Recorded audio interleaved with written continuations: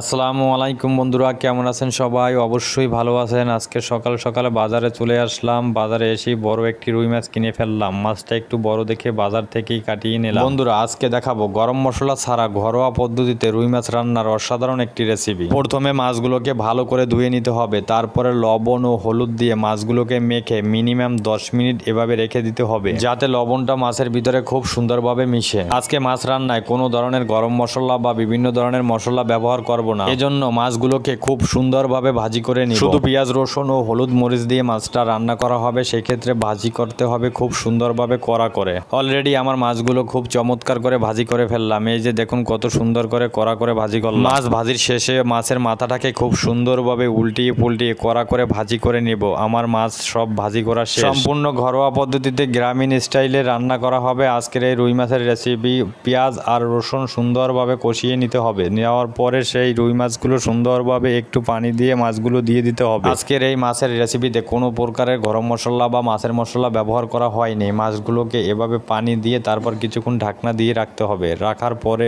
মাছের ঢাকনা তুলে ফেলতেই দেখুন কত সুন্দর একটি কালার চলে আসে। সম্পূর্ণ ঘরোয়া পদ্ধতিতে নিজেদের জন্য একটি সিম্পল গ্রামীণ স্টাইলের রান্না। সেক্ষেত্রে আমি কিছু ধনিয়া পাতা ব্যবহার করব। অলরেডি ধনিয়া পাতাগুলো দিয়ে আমি এখন ঢাকনা দিয়ে রাখবো। কিছুক্ষণ পর ঢাকনা তুলতেই দেখা গেল মাছের ঝোলগুলো টেনে একদম মাখা মাখা হয়ে গেছে।